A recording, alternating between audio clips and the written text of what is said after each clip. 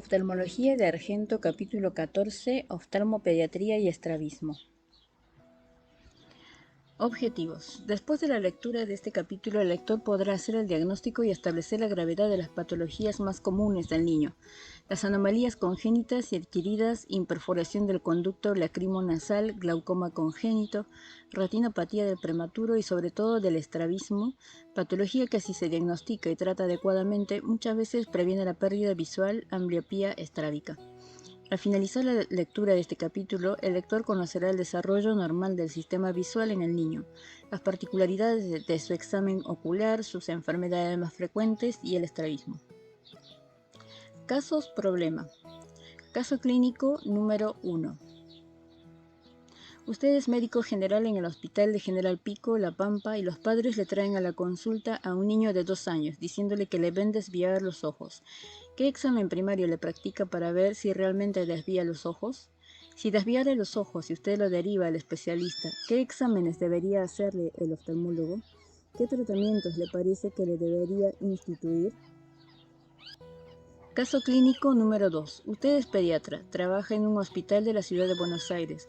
Recibe en la consulta a un niño de 9 meses, cuyos padres manifiestan que quieren una segunda opinión, porque han concurrido a otro pediatra debido a que el niño tiene una desviación del ojo derecho permanente, y el médico les ha dicho que es normal por la inmadurez. ¿Qué opina usted del diagnóstico? ¿Qué les sugeriría a los padres? El niño nunca es demasiado pequeño como para ser examinado oftalmológicamente. Examen oftalmológico del niño. Desarrollo visual del niño. El sistema visual del recién nacido no es como el del adulto. Tanto las estructuras neurales como las oculares experimentan cambios fisiológicos como parte del proceso de maduración. La agudeza visual del niño preverbal puede conocerse según su comportamiento visual. En este se evalúa la fijación y el seguimiento bajo condiciones mono y binoculares. Se considera un desarrollo normal, fijación sostenida a las 6 semanas, fijación y seguimiento a los 2 meses, dirección de la mirada a los 4 meses, coordinación ojo-mano al año. Al ser examinados la fijación y el seguimiento en forma monocular, puede suceder que el niño se torne irritable al ocluirse solamente uno de los ojos, lo que debe hacer pensar que el ojo no ocluido tiene visión disminuida, ya que la oclusión del ojo con mejor visión desencadena el malestar en el niño. Binocularidad. La visión binocular no existe al nacimiento. Todas las observaciones sugieren que la visión binocular BB se logra en los primeros meses de vida. La visión estereoscópica y la fusión se van desarrollando entre los 3 y los 6 meses de vida, acorde al desarrollo de sinapsis entre las áreas visuales cerebrales de cada hemisferio. Refracción y crecimiento del globo ocular. Los cambios en la longitud axial, curvatura corneana y espesor del cristalino son procesos normales en la infancia. La longitud axial del ojo al nacimiento es de 16 a 17 milímetros y llega a la longitud del adulto hacia los 2 años de edad. Agudeza visual, AB en niños. La ambliopía. La ambliopía es la reducción de la AB que se produce como resultado de la interrupción del desarrollo visual normal durante el periodo sensitivo, primeros 7 años de vida. Muy importante, si el problema se identifica durante ese periodo es potencialmente reversible, de lo contrario la pérdida visual será permanente. La ambliopía, si bien en la mayoría de los casos es unilateral, bajo ciertas circunstancias puede ser bilateral. Se identifican distintas etiologías que la producen. 1. Unilateral, deprivación de la forma, catarata, leucoma, ptosis unilaterales, estrabismo, con preferencia de fijación en un ojo, anisometropía. 2. Bilateral, ametropías, hipermetropía, astigmatismo alto. Deprivación de la forma, cataratas, leucomas bilaterales. La ambliopía es la causa más común de pérdida visual en los niños. Su prevalencia se estima entre el 0,5 y 3,5% de los niños preescolares y es la causa más frecuente de disminución de la agudeza visual monocular en adultos. Para la detección temprana de la ambliopía se ha recomendado la toma de agudeza visual en niños antes de la edad escolar, momento en que el sistema de la visión está pronto a completar su maduración, y para ese fin se han desarrollado métodos que permiten determinar la agudeza visual aún en niños preverbales. Técnicas clínicas. La habilidad de fijar y seguir un objeto es uno de los aspectos principales para determinar la función visual central en niños pequeños. Aunque la linterna es un instrumento esencial para el oftalmólogo, no lo es para comprobar la fijación en un lactante, pues no ofrece contornos definidos. La corteza visual en desarrollo necesita ser estimulada por objetos con límites netos y una orientación espacial específica. Varios estudios han demostrado que el objeto ideal de fijación, sobre todo para el recién nacido, es la cara humana. Es fundamental verificar la presencia, características y simetría del reflejo rojo en lactantes. La ausencia o disminución de la intensidad del reflejo rojo uni o bilateral puede ser un signo correspondiente a múltiples patologías: leucoma, catarata, ametropía, enfermedad vitreoretinal, etc. El test de Bruckner es la verificación de la simetría del reflejo rojo con el oftalmoscopio directo a una distancia de alrededor de 1 metro del paciente. Figura 14.1. Figura 14.1 muestra el test de Bruckner asimétrico patológico en una anisometropía. Se observa el reflejo rojo del lado derecho, los rayos salen aproximadamente paralelos, del lado izquierdo no se observa el reflejo, los rayos salen o muy convergentes, miopía, o muy divergentes, hipermetropía. Ver estiascopía, capítulo 5, refracción.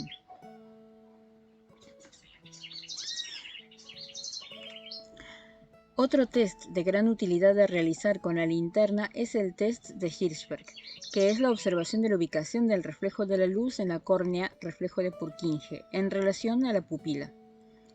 Su alteración luego de los 3 a 4 meses de vida se considera patológica.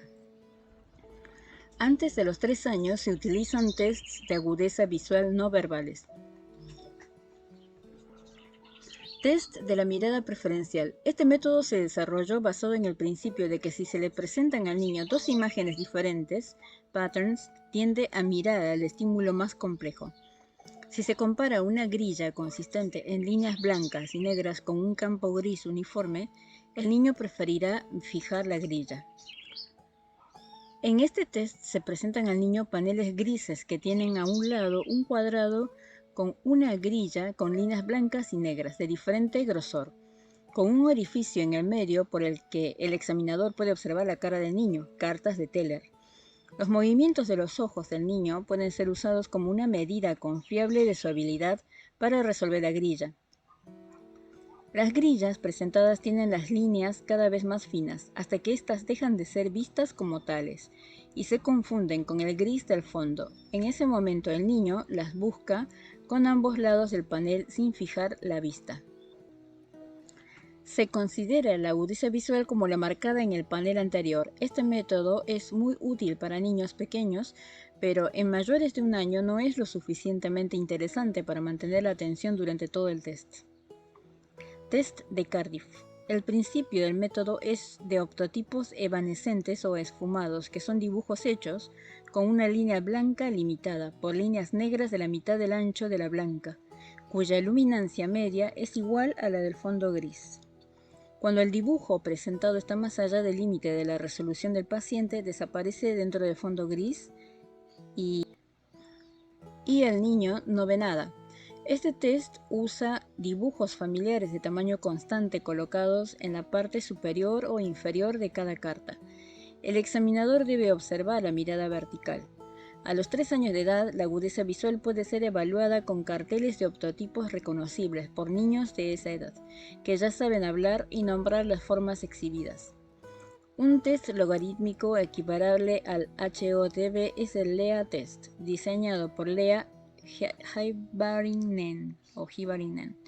Otro test ampliamente divulgado es el de Lighthouse, que consta de 3 dibujos diferentes. Más adelante pueden utilizarse tests que involucran la lateralidad, como el test de la C de Landolt o el test de la E, en lo que el niño debe indicar hacia qué lado está orientada la escotadura de la C, o las líneas horizontales de la E. Estos tests se utilizan en niños antes de su alfabetización y dan resultados confiables y reproducibles. Hacia los 7 años de edad, la mayor parte de los niños debe tener una agudeza visual de 10/10 con cada ojo. En niños pequeños es importante verificar la presencia y características del reflejo rojo. La ausencia o disminución del reflejo en uno o ambos ojos puede ser manifestación de múltiples patologías: leucoma, catarata, ametropía, patología vitreoretinal, etc. El test de Bruckner es la verificación de la simetría del reflejo rojo con el oftalmoscopio directo a una distancia aproximada de 1 metro del paciente. Figura 14.1.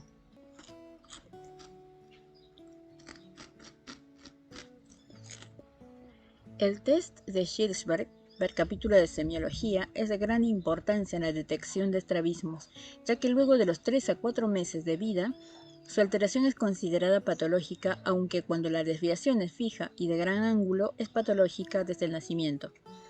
El examen de la refracción debe ser realizado siempre bajo cicloplegia en niños.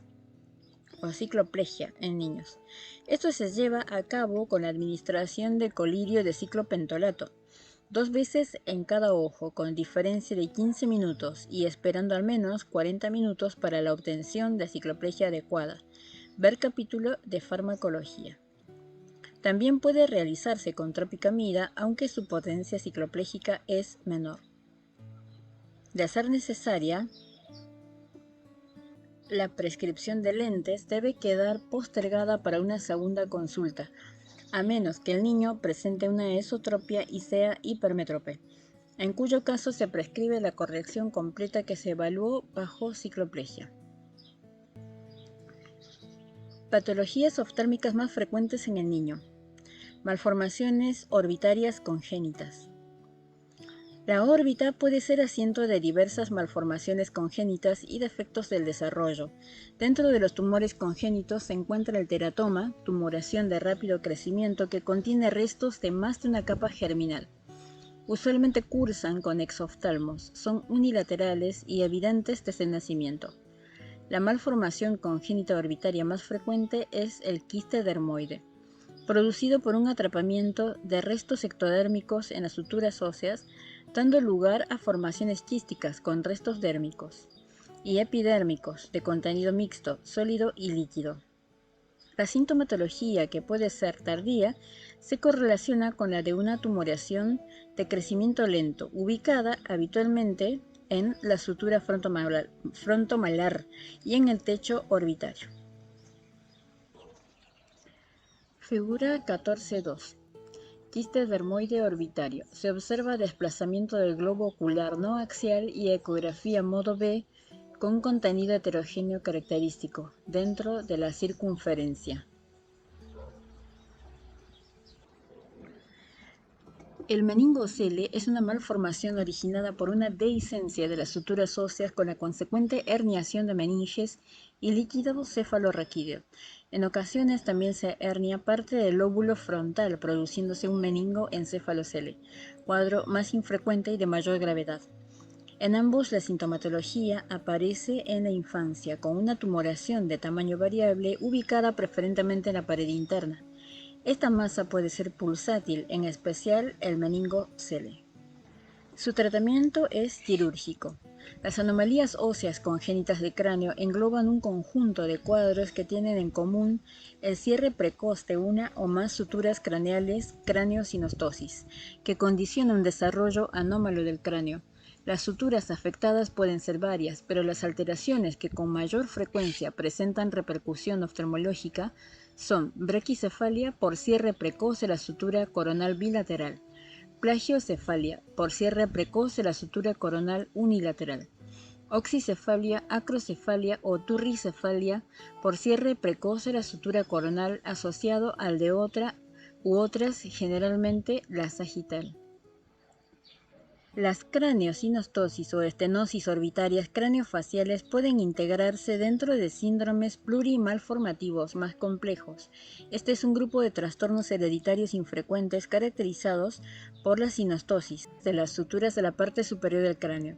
Dentro de los más frecuentes se encuentra el síndrome de Crouzon, donde se observa una asociación de oxicefalia o en ocasiones braquicefalia e hipoplasia del maxilar superior por detención del crecimiento del hueso maxilar y cigomático. Son pacientes con una frente muy prominente, nariz ganchuda, prognatismo, alteraciones en el cierre del paladar y alteraciones oculares comunes a las craneosinostosis. El marcado exoftalmos puede conducir a úlceras corneales por exposición. No resulta frecuente el retraso mental. La transmisión es autosómica dominante y menos a menudo de tipo esporádico. Figura 14.3. Figura 14.3. Síndrome de Crouzon. En la tomografía computada se observa el pequeño tamaño de las órbitas y el exoftalmos relativo de ambos globos oculares. El síndrome de Apert o acrocefalosindactilia, la más grave de las estenosis craneofaciales, presenta oxicefalia o braquicefalia asociada a sindactilia parcial o total de manos, o de manos y pies. Presentan un exoftalmo severo, alteraciones palatinas como paladar hendido, sordera e implantación baja de las orejas. A diferencia del anterior, el intelecto suele verse afectado en 1/3 de los pacientes. También puede manifestarse anomalías cardíacas, pulmonares y renales. La herencia de este síndrome se debe con frecuencia a mutaciones puntuales, aunque existen reportes de casos de transmisión autosómica dominante. Otro grupo de anomalías son las microsomías faciales laterales, que afectan las estructuras derivadas del primer y segundo arco branquial, apreciándose un desarrollo facial asimétrico. El síndrome de Treacher-Collins se caracteriza por una rotación generalizada del contenido orbitario con oblicuidad de las hendiduras palpebrales en sentido antimongoloide, siendo el ángulo lateral inferior al medial.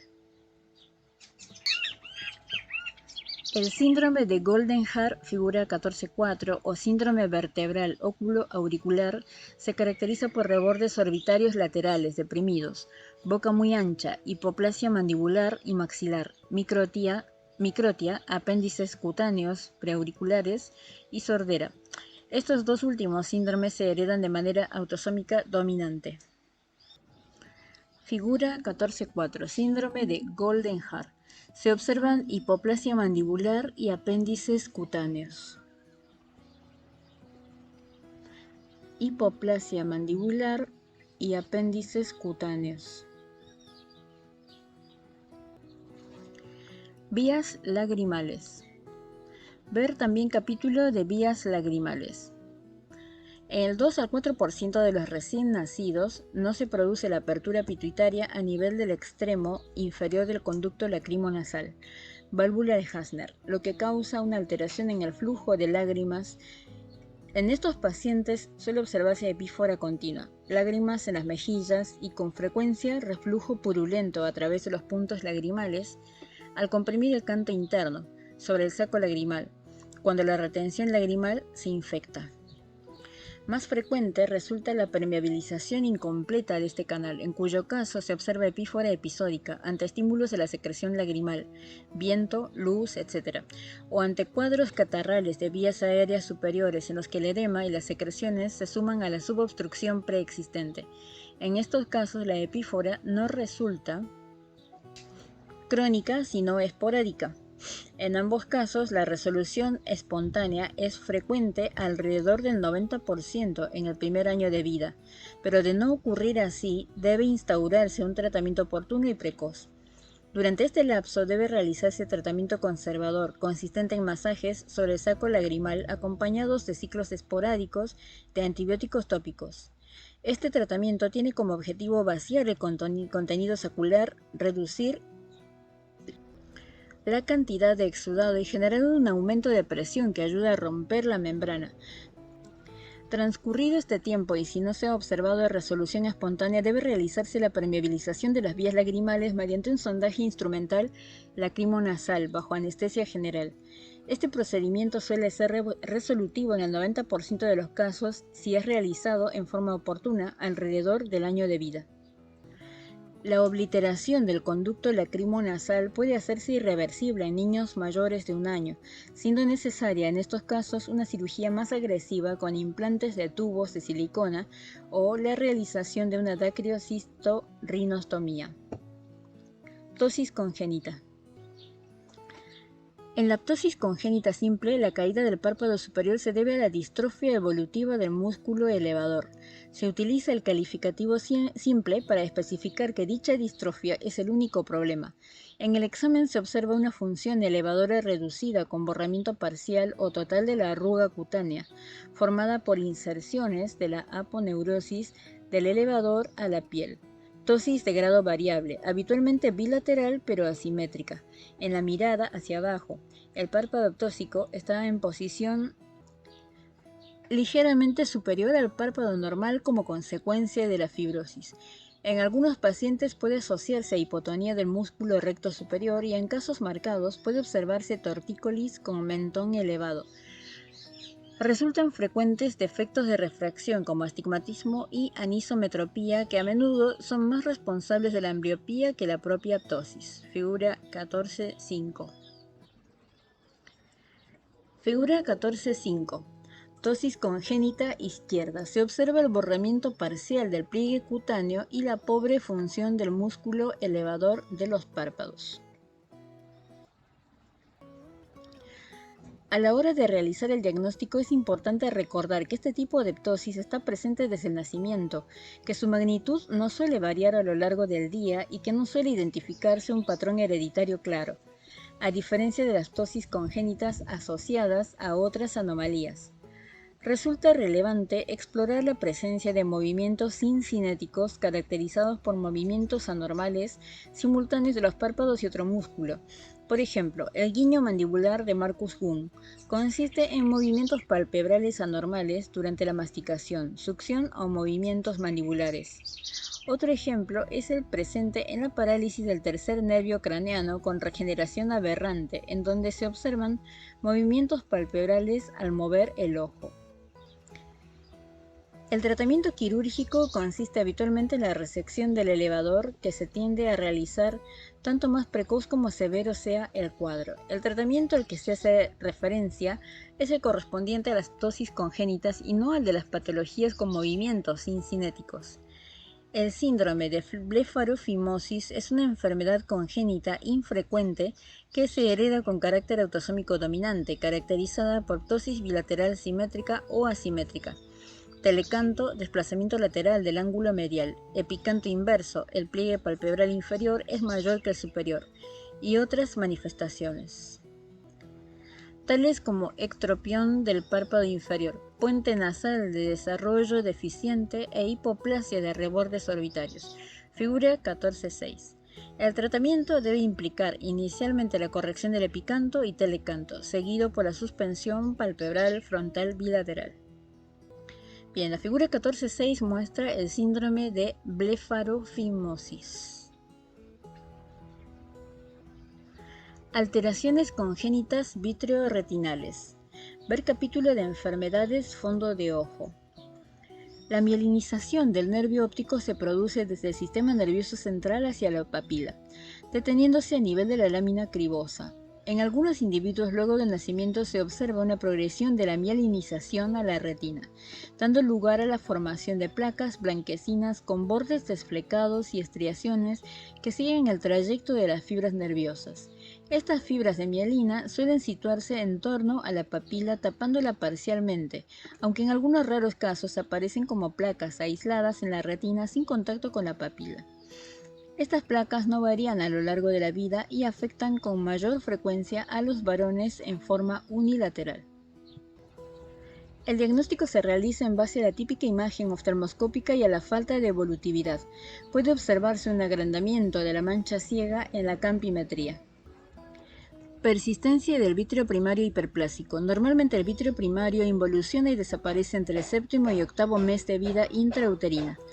Cuando no ocurre así, puede proliferar y dar lugar a una persistencia del vítreo primario hiperplásico, PVPH, Esta afección congénita es generalmente unilateral. 90% de los casos se manifiesta por la presencia de leucocoria, la que puede asociarse a microftalmos, cataratas y una cámara anterior poco profunda. Al dilatar la pupila pueden observarse los procesos ciliares traccionados por el vítreo primario persistente, formando pequeñas digitaciones oscuras con disposición radial. La PPH puede ser esporádica, presentar un carácter recesivo ligado al sexo, enfermedad de Norrie, o bien aparecer formando parte de un síndrome plurimalformativo que afecte al sistema nervioso, aparato digestivo, circulatorio y urinario. Una forma menor de esta entidad la constituye la persistencia de mínimos restos de la arteria hialoidea, que puede localizarse sobre el disco óptico, papila de Bergmeister, o bien sobre la cara posterior del cristalino, mancha de Mittendorf. Figura 14.7. Bien, en la figura 14.7 se observa en la letra A, la foto A, punto de Mittendorf con persistencia de arteria hialoidea. Esta. Figura 14.7, foto B, muestra la persistencia de vítreo primario hiperplásico. Y en la figura 14.7, letra C, se muestra en esta foto la papila de Bergmeister.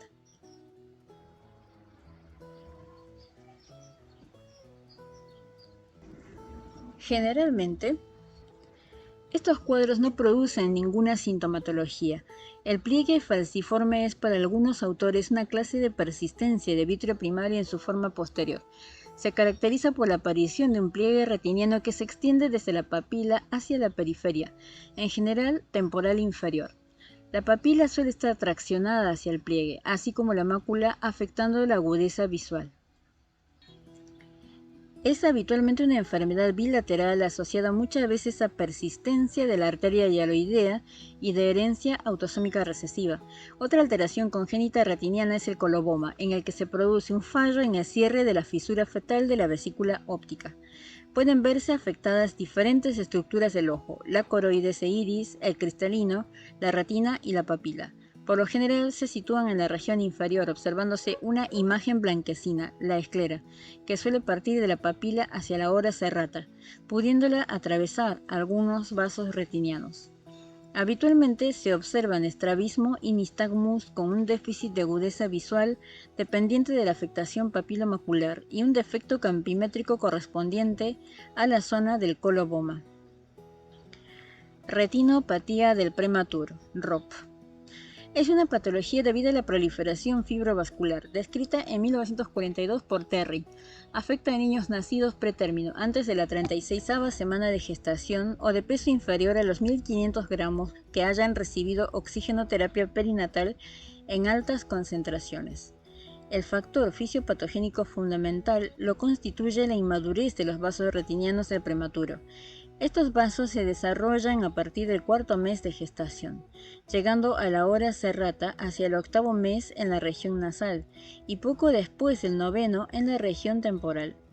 Los vasos periféricos temporales, al permanecer todavía inmaduros en el prematuro, responden a un aumento de la concentración de oxígeno en sangre con una marcada vasoconstricción que puede llegar al cierre total. Las áreas isquémicas tras el cierre vascular liberan mediadores humorales que estimulan el desarrollo de proliferación neovascular, primero retiniana y luego vítrea, responsables de las hemorragias vítreas, exudación retiniana y tracción vítreo-retiniana. En cuanto a la clínica de la enfermedad, se pueden distinguir dos fases, una fase activa y otra cicatrizal. La gravedad de la fase activa puede determinarse en función de su localización, extensión, estadio y presencia de enfermedad plus. La localización puede delimitarse en zonas centradas en la papila. La zona 1 es un disco cuyo diámetro es el doble de la distancia del centro de la papila a la fóvea. La zona 2 va por fuera de la anterior hasta la ora serrata nasal y hasta el ecuador temporal. Y la zona 3 es una semiluna temporal por fuera de la zona 2. La extensión queda determinada por el número de horas reloj afectadas. Los estadios son los siguientes. 1. Línea de demarcación fina, línea de aspecto blanco grisáceo. de trayecto tortuoso paralelo a la hora que separa la retina periférica inmadura avascular de la vascularizada. 2. Cresta sobreelevada. La línea de demarcación convertida en una cresta de tejido sobreelevada con vasos sanguíneos penetrándola. 3. Cresta más proliferación fibrovascular extrarretiniana. La cresta adquiere un color rosado. Los vasos que se encuentran por detrás se observan dilatados y tortuosos, y pueden observarse hemorragias retinianas y vítreas. 4. Desprendimiento subtotal de la retina de origen traccional originado en la periferia. Se propaga en dirección central. 5. Desprendimiento total de la retina. La enfermedad plus se caracteriza por la dilatación de las venas y tortuosidad de las arteriolas del polo posterior. En aproximadamente un 80% de los casos se observa una remisión espontánea de la enfermedad dejando escasas o nulas secuelas, aún en los casos de niños con desprendimiento de retina. El tratamiento consiste en la ablación de la retina inmadura avascular mediante crioterapia o con fotocoagulación con láser. Se encuentra indicada en pacientes con enfermedad umbral definida como 5 horas contiguas u 8 discontiguas de vascularización extrarretiniana estadio 3 en la zona 1 o en la zona 2 si está asociada a enfermedad plus. De esta manera, 3/4 partes de los casos evolucionan de manera favorable y el cuarto restante progresa hasta el desprendimiento de retina total a pesar del tratamiento. El abordaje del desprendimiento con cerclaje, con o sin vitrectomía suele tener un pronóstico visual reservado. Es por esto que debe realizarse una profilaxis adecuada, con un control estricto de las concentraciones de oxígeno para mantener niveles eficaces, lo más bajos posible por el menor tiempo, y la vigilancia oftalmoscópica de los niños en riesgo a partir de las 32 semanas postconceptivas y hasta los 6 meses. En caso de signos de retinopatía, se realizará controles bisemanales hasta observarse remisión del cuadro o realizar tratamiento. Aproximadamente un 20% de los lactantes de la fase activa evolucionan con complicaciones cicatrizales, entrando en una fase crónica, que pueden ser desde inocuas a devastadoras para la función visual. Estas manifestaciones ocasionadas por la tracción retiniana debido a las formaciones fibrosas situadas en la periferia retiniana temporal pueden ir desde la distorsión de la papila, mácula y vasos adyacentes traccionados temporalmente hasta el desprendimiento retiniano total fibroso situado por detrás del cristalino, conocido como fibroplasia retrolental. A este último se le puede asociar glaucoma secundario de ángulo cerrado como consecuencia de la formación de sinequias posteriores y desplazamiento anterior del diafragma irido cristaliniano. Figura 14.8. Estadios de la ROP, retinopatía del prematuro en fase activa. A. Figura A. Estadio 1 con enfermedad plus.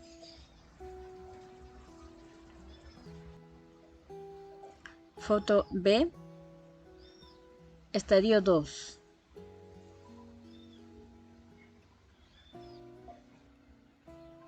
Foto C. Estadio 4.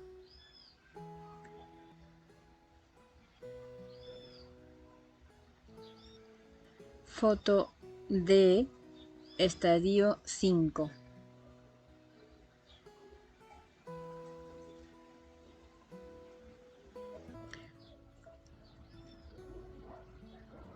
Figura 14.9. Fase crónica. Foto A. Tracción macular desde la periferia temporal.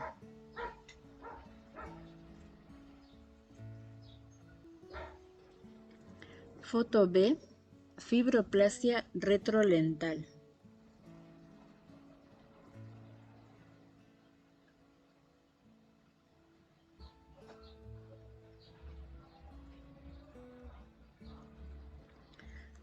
Glaucoma congénito. Ver capítulo de glaucoma. El glaucoma infantil primario congénito es una enfermedad poco frecuente del desarrollo del seno camerular que se manifiesta en el periodo neonatal e infantil con aumento de la presión intraocular pío, agrandamiento corneal y del tamaño del globo ocular buftalmos y excavación patológica del nervio óptico. Por lo general se afectan ambos ojos, siendo más frecuente en varones 65%. se observa en 1 de cada 10.000 nacimientos con una herencia autosómica recesiva con penetrancia incompleta. En cuanto a su patogenia, existen dos mecanismos fundamentales. Uno es la persistencia de una membrana imperforada de tejido mesodérmico que cubre la malla trabecular, impidiendo el flujo de humor acuoso, denominada membrana de Barkan. Otro mecanismo es el desarrollo anormal o fallo en el correcto ordenamiento de las estructuras del seno camerular. El pediatra debe estar alerta ante la presencia de síntomas precoces de sospecha para realizar la interconsulta inmediata con el especialista.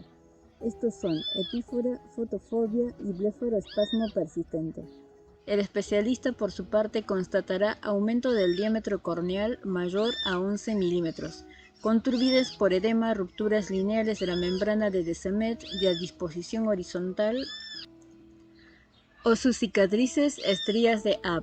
Excavación papilar aumentada y bajo anestesia general, aumento del largo axial del globo ocular medido con ecografía, aumento de la presión intraocular y las alteraciones angulares observadas con gonioscopía ya mencionadas. Cabe aclarar que el oftalmos aparece solo si la hipertensión ocular se instaura antes de los 3 años de vida, ya que la esclera es distensible. A medida que va creciendo el globo, ésta se adelgaza, tomando un color azulado por translucencia coroidea.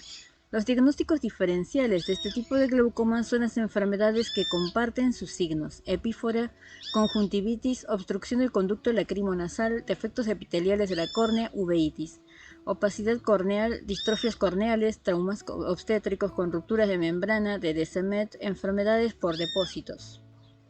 Esclerocórnea, anomalía de Peters. Aumento del tamaño de la córnea, megalocórnea, miopía axial y aumento de la excavación papilar, agrandamiento fisiológico, coloboma, atrofia óptica, hipoplasia papilar, malformación óptica. La megalocórnea, en figura 14.10, definida como el aumento del diámetro corneal aislado mayor a 12 milímetros en los recién nacidos, es un diagnóstico diferencial frecuente en la consulta oftalmopediátrica. No se asocia a glaucoma congénito ni es progresivo.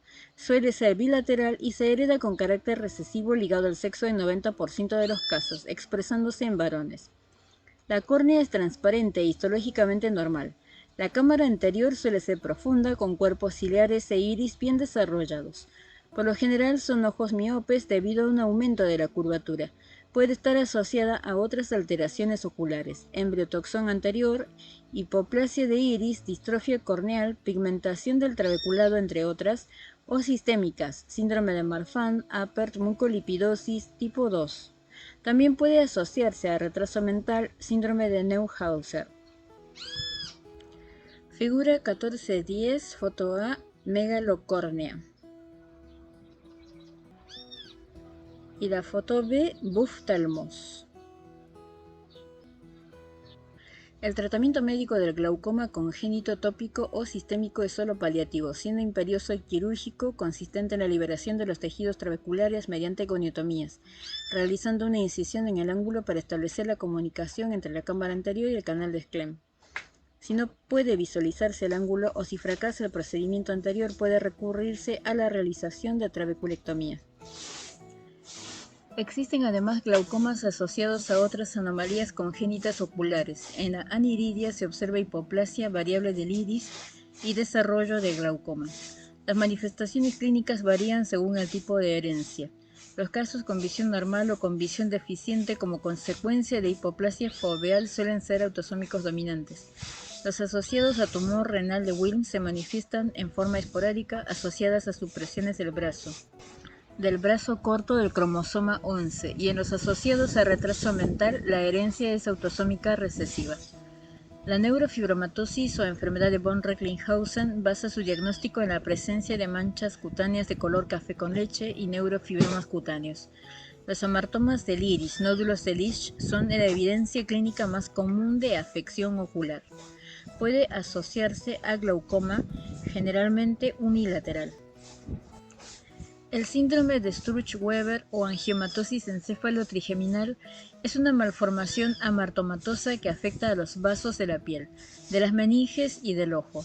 Las anomalías oculares más comunes son la malformación vascular de la conjuntiva, los hemangiomas coroideos y el glaucoma en 1/3 a la mitad de los pacientes.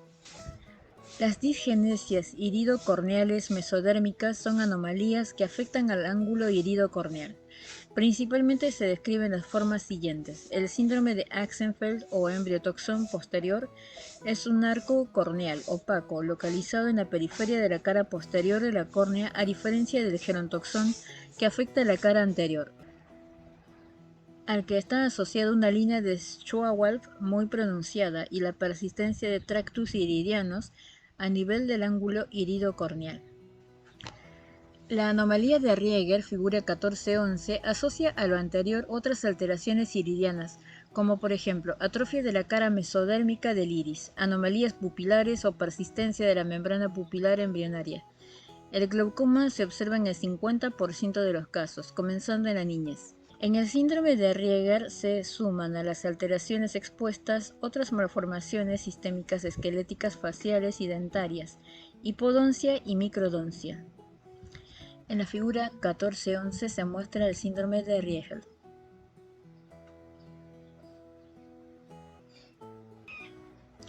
La anomalía de Peters de herencia autosómica dominante bilateral se caracteriza por opacidad corneal, por defectos del estroma posterior y atenuación o ausencia de la membrana de Dedesemet, adherencias iridianas, aposición queratolenticular y cordones queratolenticulares, además de otras anomalías como córnea plana, esclerocórnea, microoftalmos, corectopía, hipoplasia iridiana y catarata polar posterior.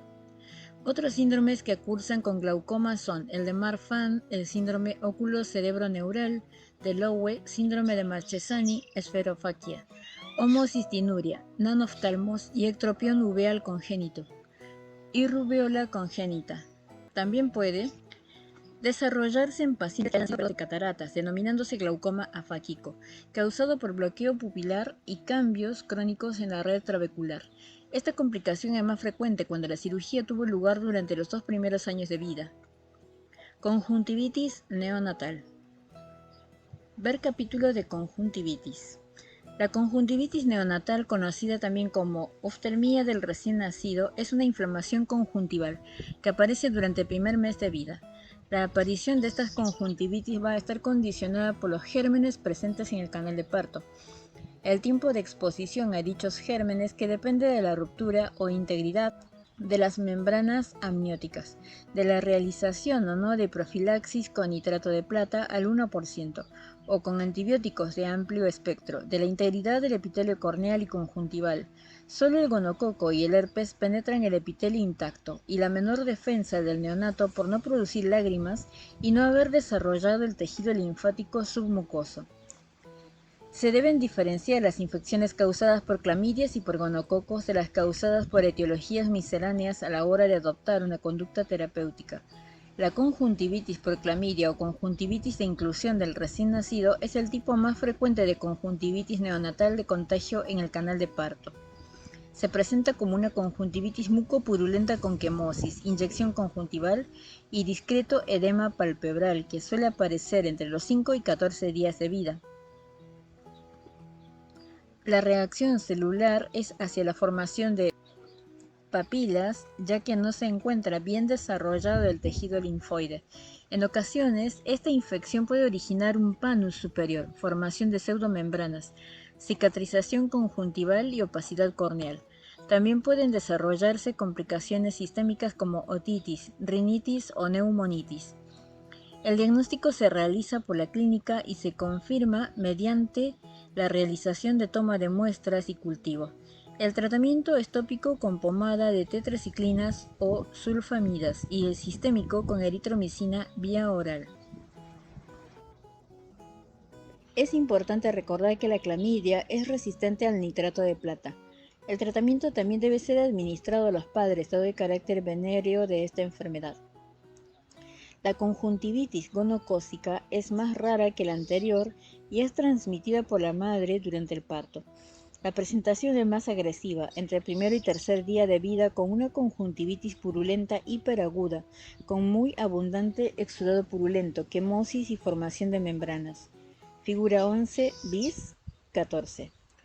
Figura 1411 bis, conjuntivitis gonocócica con abundante secreción purulenta.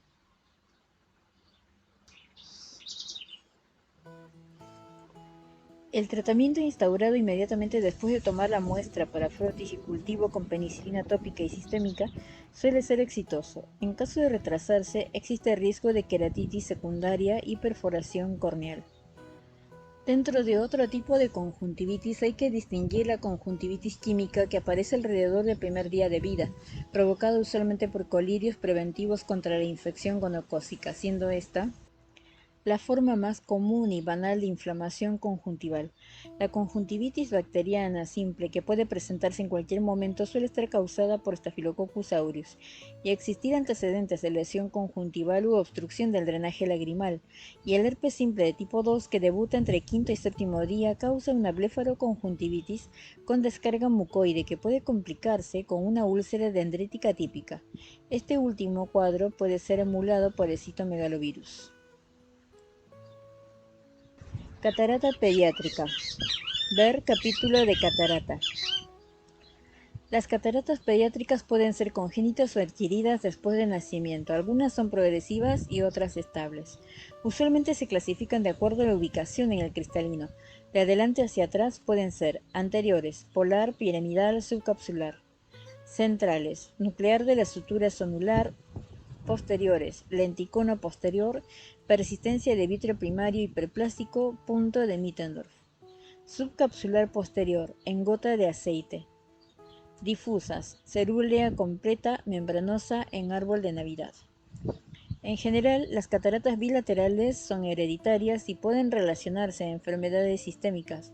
Por el contrario, las unilaterales son usualmente debidas a disgenesia local y no asociadas a patología sistémica. Las causas de catarata pediátrica son alteraciones genéticas por prematurez, infecciones intrauterinas, desórdenes cromosómicos, enfermedades metabólicas, nefropatías, entre las afecciones más comunes. La catarata congénita es a menudo una urgencia oftalmológica, pues debe ser resuelta cuanto antes sea posible, aunque algunas son progresivas y tienen mejor pronóstico visual. El deterioro visual es menor si son operadas dentro de los 2 meses de vida, antes del desarrollo de nistagmus u otros signos de ambliopía profunda. En un niño que espera una operación de catarata, sea uni o bilateral, deben ocluirse en forma total ambos ojos, impidiéndose el paso de la luz en forma completa para evitar la ambliopía. El estímulo luminoso sin imagen definida es más ambliopizante que la oscuridad total. Solo se remueve la oclusión una vez eliminada la opacidad en ambos ojos o en el que tiene la catarata en casos unilaterales. Puede considerarse que una catarata es quirúrgica en un niño muy pequeño, en quien no es posible tomar la agudeza visual cuando la opacidad visualmente significativa es mayor de 3 milímetros. La catarata puede ser removida por vía anterior a través de una incisión corneal o esclerocorneal o por vía posterior a través de la pars plana con el vitrectomo. Es recomendable efectuar siempre una capsulotomía posterior primaria con vitrectomía para evitar la opacidad capsular, pero dejando un remanente de cápsula adecuado como para servir de soporte a un lente intraocular. La colocación de lentes intraoculares no se realiza en general hasta por lo menos los 18 meses de vida, manejándose la refracción hasta entonces con lentes de contacto y oclusión para evitar la ambliopía. Figura 1412, punto de Mittendorf.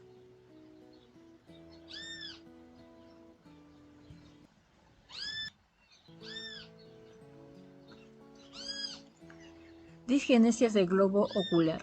Las anomalías en el desarrollo embriológico del globo ocular pueden resultar en diferentes malformaciones oculares. Coloboma, generado por el cierre incompleto de la fisura óptica. Puede involucrar al iris, cuerpo ciliar, cristalino, coroides y nervio óptico. Nanoftalmos, es una forma rara de microftalmia. Microftalmia pura, debido a un defecto en desarrollo de todas las estructuras oculares, resultando un ojo pequeño en todas sus dimensiones. Los puntos más importantes son hipermetropía severa, largo axial disminuido, microcórnea, iris convexo con cámara anterior Iris convexo con cámara anterior poco profunda, esclera engrosada e inelástica. Estas características hacen al ojo propenso al glaucoma agudo. La efusión uveal y el desprendimiento coroideo en general es bilateral, y si es unilateral puede asociarse a anomalías del desarrollo hemifacial o hemicorporal. Microftalmos. Es un ojo más pequeño de lo normal, pero en general sin alteraciones anatómicas de otro orden. Puede ser uni o bilateral. Cuando se asocia a microcórnea, usualmente está asociado a patología sistémica. Anoftalmos. Ausencia completa de estructuras oculares. En la figura 14-13 se muestra microftalmia severa con microcórnea.